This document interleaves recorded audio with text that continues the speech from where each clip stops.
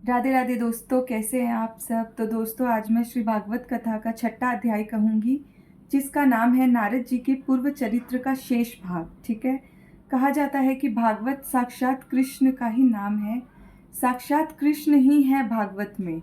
जिस घर में भागवत रहती है, जिसमें प्रेम से पढ़ते हैं, उस घर में कोई भी तकलीफ नहीं आती, कोई भी बीमारी नहीं आती। तो दोस्तों, अब मैं आपको भागवत जी सुनाऊंगी। ठीक है। छठा अध्याय। श्री सूत जी कहते हैं, शौनक जी, देवर्षि नारद के जन्म और साधना की बात सुनकर सत्यवती नंदन भगवान श्री व्यास ने उनसे फिर यह प्रश्न किया। श्री व्यास जी ने पूछा, नारद जी, जब आपको ज्ञानोपदेश करने वाले महात्मागण चले गए, अब है ना, इस अध्याय में व्यास जी और नारद जी का संवाद हो रहा है। व्यास जी पूछ रहे हैं नारद जी से कि जब ज्ञानोपदेश करने वाले महात्मागण चले गए, तब आपने क्या किया। उस समय तो आपकी अवस्था बहुत छोटी थी। स्वयंभू आपकी शेष आयु किस प्रकार व्यतीत हुई और मृत्यु के समय आपने किस विधि से अपने शरीर का परित्याग किया। देवर्षि काल तो सभी वस्तुओं को नष्ट कर देता है, उसने आपकी इस पूर्व कल्प की स्मृति का कैसे नाश नहीं किया। अब नारद जी व्यास जी को उत्तर दे रहे हैं। मुझे ज्ञानोपदेश करने वाले महात्मागण जब चले गए, तब मैंने इस प्रकार अपना जीवन व्यतीत किया। यद्यपि उस समय मेरी अवस्था बहुत छोटी थी। मैं अपनी माँ का इकलौता लड़का था। एक तो वह स्त्री थी, दूसरे मूढ़ और तीसरे दासी थी। मुझे भी उसके सिवा और कोई सहारा नहीं था। उसने अपने को मेरे स्नेह पाश से जकड़ रखा था। वह मेरे योग क्षेम की चिंता तो बहुत करती थी, परंतु पराधीन होने के कारण कुछ नहीं कर पाती थी। जैसे कठपुतली नचाने वाले की इच्छा के अनुसार ही नाचती है, वैसे ही यह सारा संसार ईश्वर के अधीन है। मैं भी अपनी माँ के स्नेह बंधन में बंधकर उस ब्राह्मण बस्ती में ही रहा। मेरी अवस्था केवल 5 वर्ष की थी। मुझे दिशा, देश और काल के संबंध में कुछ भी ज्ञान नहीं था। एक दिन की बात है, मेरी माँ गौ धोने के लिए रात के समय घर से बाहर निकली। रास्ते में उसके पैर से सांप छू गया। उसने उस बेचारी को डस लिया। उस सांप का क्या दोष, काल की ऐसी ही प्रेरणा थी। मैंने समझा, भक्तों का मंगल चाहने वाले भगवान का यह भी एक अनुग्रह ही है। इसके बाद मैं उत्तर दिशा की ओर चल पड़ा।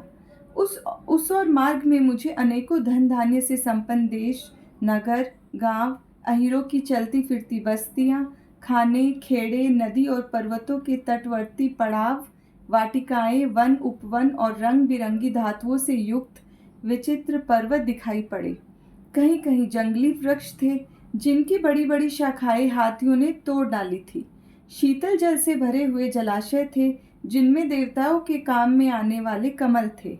उन पर पक्षी तरह तरह की बोली बोल रहे थे और भौरे मंडरा रहे थे। यह सब देखता हुआ मैं आगे बढ़ा। मैं अकेला ही था।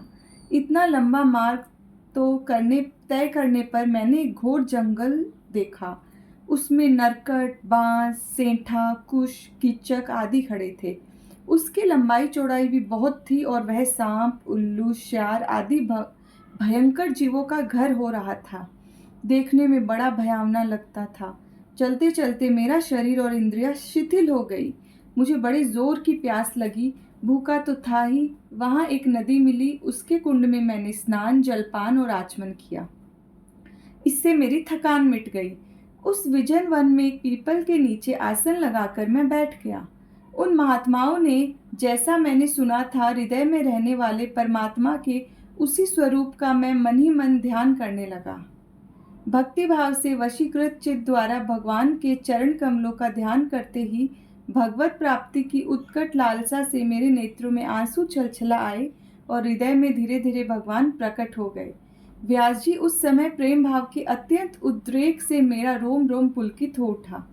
हृदय अत्यंत शांत और शीतल हो गया। उस आनंद की बाढ़ में मैं ऐसा डूब गया कि मुझे अपना और ध्येय वस्तु का तनिक भी भान न रहा। भगवान का वह अनिर्वचनीय रूप समस्त शोकों का नाश करने वाला और मन के लिए अत्यंत लुभावना था। सहसा उसे न देख मैं बहुत ही विकल हो गया और अनमना सा होकर आसन से उठ खड़ा हुआ। मैंने उस स्वरूप का दर्शन फिर करना चाहा, किंतु मन को हृदय में समाहित करके बार बार दर्शन की चेष्टा करने पर भी मैं उसे नहीं देख सका। मैं अतृप्त के समान आतुर हो उठा। इस प्रकार निर्जन वन में मुझे प्रयत्न करते देख स्वयं भगवान ने, जो वाणी के विषय नहीं है, बड़ी गंभीर और मधु वाणी से मेरे शोक को शांत करते हुए कहा, खेद है कि इस जन्म में तुम मेरा दर्शन नहीं कर पाओगे। जिनकी वासनाएं पूर्णतया शांत नहीं हो गई है, उन अधकचरे योगियों को मेरा दर्शन अत्यंत दुर्लभ है। निष्पाप बालक, तुम्हारे हृदय में मुझे प्राप्त करने की लालसा जागृत करने के लिए ही मैंने एक बार तुम्हें अपने रूप की झलक दिखाई है। मुझे प्राप्त करने की आकांक्षा से युक्त साधक धीरे धीरे हृदय की संपूर्ण वासनाओं का भली भांति त्याग कर देता है। अल्पकालीन संत सेवा से ही तुम्हारी चित्तवृत्ति मुझ में स्थिर हो गई है। अब तुम इस प्राकृत मलिन शरीर को छोड़कर मेरे पार्षद हो जाओगे। मुझे प्राप्त करने का तुम्हारा यह दृढ़ निश्चय कभी किसी प्रकार नहीं टूटेगा। समस्त सृष्टि का प्रलय हो जाने पर भी मेरी कृपा से तुम्हें मेरी स्मृति बनी रहेगी। आकाश के समान अव्यक्त सर्वशक्तिमान महात्मा परमात्मा इतना कहकर चुप हो गए। उनकी इस कृपा का अनुभव करके मैंने उन श्रेष्ठों से भी श्रेष्ठतर भगवान को प्रणाम किया। तभी से मैं लज्जा संकोच छोड़कर भगवान के अत्यंत रहस्यमय और मंगलमय मधुर नामों और लीलाओं का कीर्तन और स्मरण करने लगा। स्पृहा और मद मत्सर मेरे हृदय से पहले ही निवृत्त हो चुके थे। अब मैं आनंद से काल की प्रतीक्षा करता हुआ पृथ्वी पर विचरने लगा। व्यास जी, इस प्रकार भगवान की कृपा से मेरा हृदय शुद्ध हो गया, आसक्ति मिट गई और मैं श्री कृष्ण परायण हो गया। कुछ समय बाद जैसे एकाएक बिजली कौंध जाती है, वैसे ही अपने समय पर मेरी मृत्यु आ गई। मुझे शुद्ध भगवत पार्षद शरीर प्राप्त होने का अवसर आने पर प्रारब्ध कर्म समाप्त हो जाने के कारण 5 भौतिक शरीर नष्ट हो गया।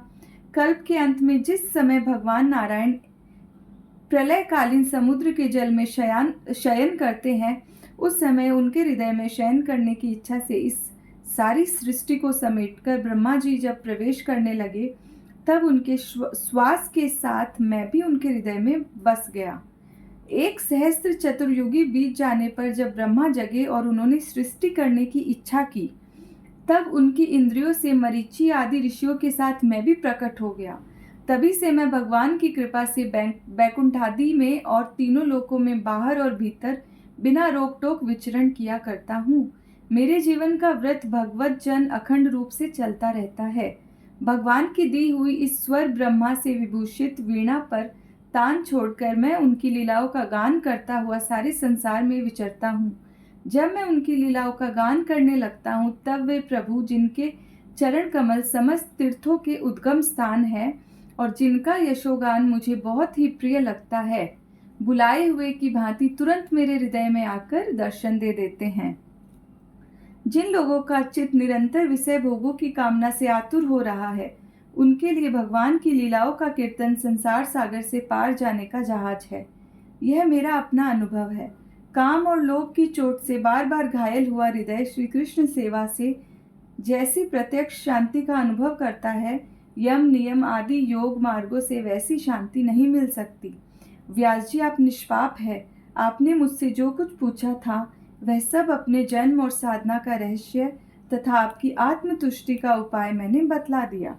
अब व्यास सूत जी कह रहे हैं, शौनकादि ऋषियों, देवर्षि नारद ने व्यास जी के इस प्रकार कहकर जाने की अनुमति ली और वीणा बजाते हुए स्वच्छंद विचरण करने के लिए वे चल पड़े। आहा, ये देवर्षि नारद धन्य है, क्योंकि ये शांगपाणी भगवान की कीर्ति को अपनी वीणा पर गा गा कर स्वयं तो आनंद मग्न होते ही हैं, साथ साथ इस त्रितापतप्त जगत को भी आनंदित करते रहते हैं। राधे राधे दोस्तों, अगर आपको अच्छा लगा तो प्लीज़ लाइक शेयर सब्सक्राइब ज़रूर